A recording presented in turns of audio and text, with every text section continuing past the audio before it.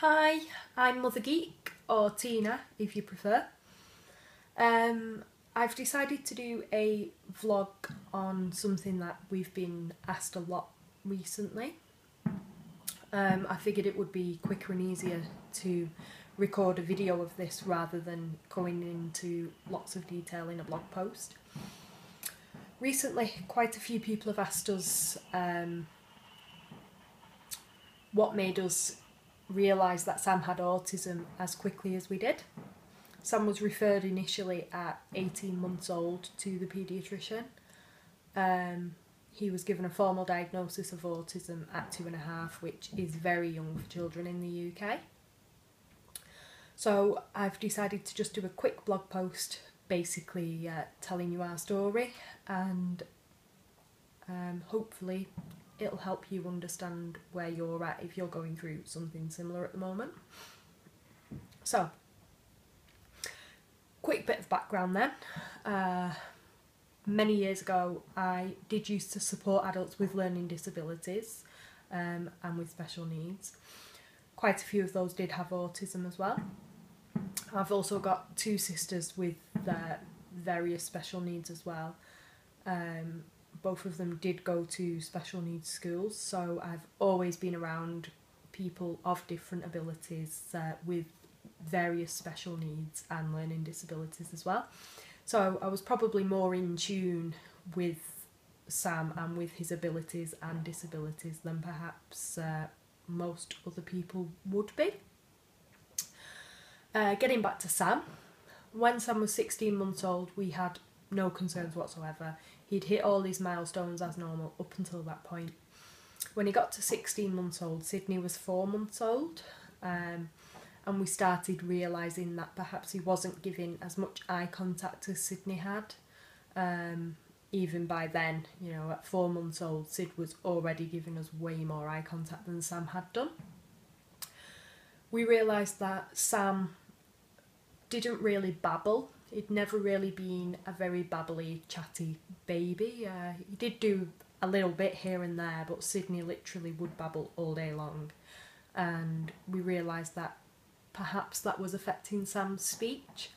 At 16 months old, Sam literally had one word, and that was Mickey Mouse. That was his favourite TV show. He was a little bit obsessed with it.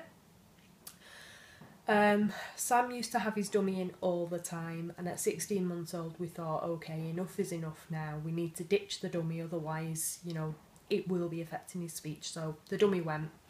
Literally, he had it for bed, but not at all during the day. Sam also wasn't walking. He wasn't making any attempts to walk, he wasn't pulling himself up to standing even. So again, that was another concern. Christmas rolled around. Sam was about 18 months by that point. He showed very little interest in Christmas, wasn't interested in the presents, the decorations, the tree, you name it, basically.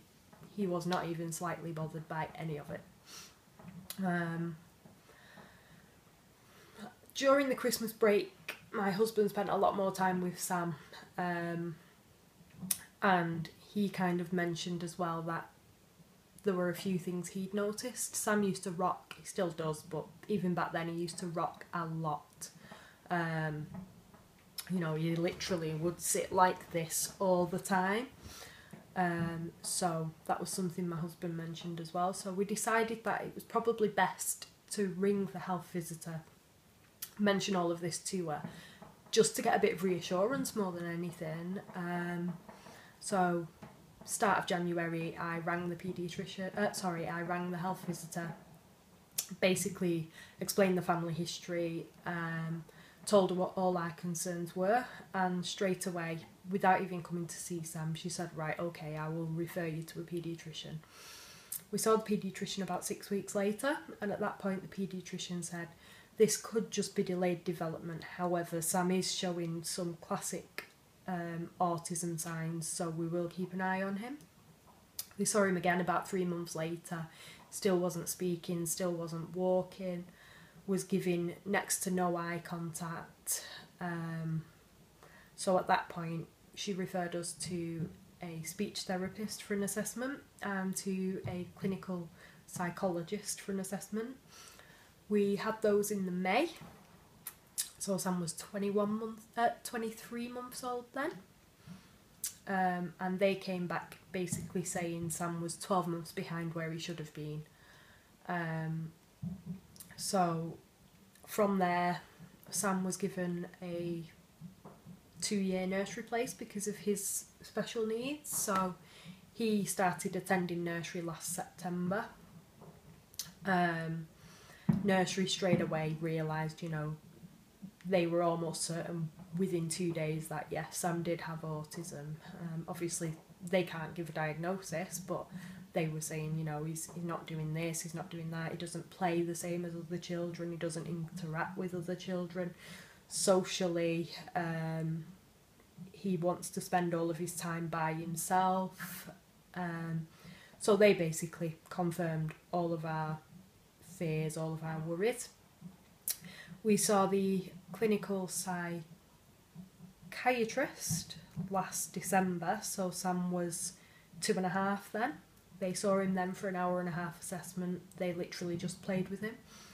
And then they wrote letters to the speech therapist who was involved by then, nursery and the paediatrician, basically asking for all the information they could share.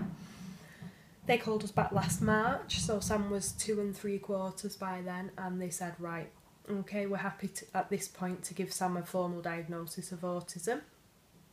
They haven't done his statement yet, basically, because at that point it was going to be such a long time before he was going to be starting school that they decided to hang on. So we're actually in the middle of the statementing process now. It's recently had its name changed, hasn't it? I can't recall that offhand, but basically that's all going through now. So as it stands now, Sam's almost 3.5 years old. He's probably got 8-ish words that he can say. He doesn't use them to communicate. The words that he's got are, generally speaking, he's got apple, he'll say mum, and the rest are colours and shapes. So if he sees something orange, he'll say orange. If he wants an apple, he'll occasionally say apple. But most of the time he gets his needs known by taking my hand and leading me to whatever he wants and putting my hand on whatever he wants. When Sam's not getting his own way, he or if something sensory wise does upset him, we have a lot of meltdowns. His meltdowns do get very, very aggressive, hurts himself and other people as well, throws things, sweeps surfaces a lot. So anyway, I'm digressing completely here, that's a whole other vlog post. So that's where we're up to now. Hopefully this video will help some other parents that are in a similar position. My advice to you would be, if you've got any concerns whatsoever about your preschooler possibly being on the spectrum, first and foremost, speak to your health visitor. We never went to our GP at all. We literally got referred to the paediatrician straight from the health visitor. So make a list, all of your concerns, write them down before you speak to them.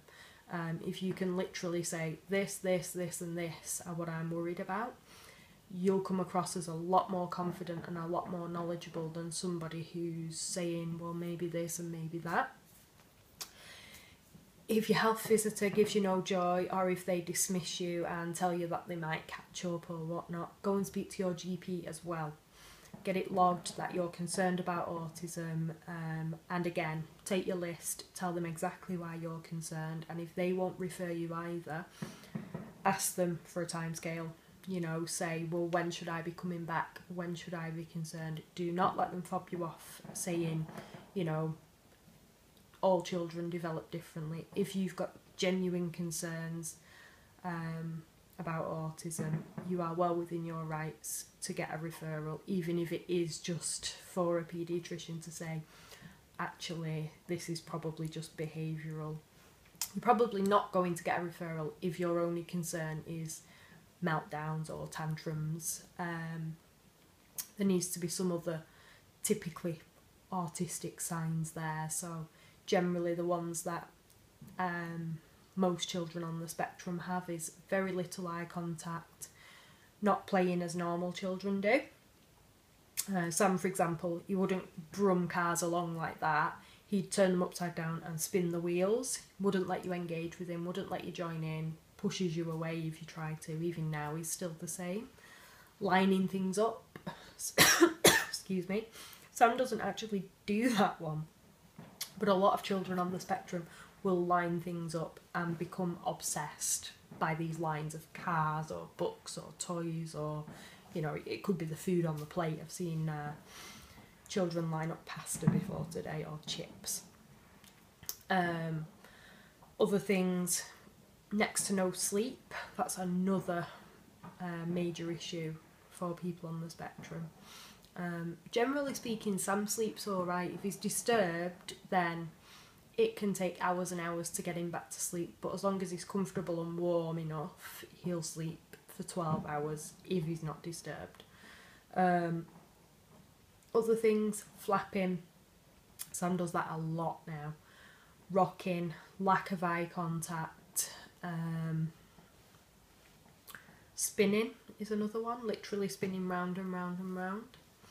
There's absolutely so many things that you could be looking for, but the main things are social. You know, if your child doesn't like interacting with other people, doesn't like playing with other children, doesn't like joining in group activities, gets overwhelmed in busy areas, these are all things that perhaps, you know, a lot of children are shy, but if it's a huge problem for your child, then I probably would speak to your GP just to see what they say. You know, even if they say, actually, no, we don't think so.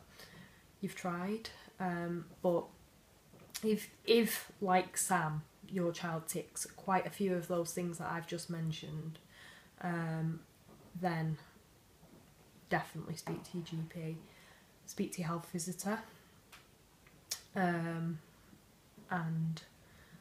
in terms of what difference it makes, if your child gets an earlier diagnosis, then they'll get access to the support that they need a lot sooner. Sam's 3.5 now. He's already having speech therapy. He has had his free nursery place, which has helped him massively. He's got, what else has he had?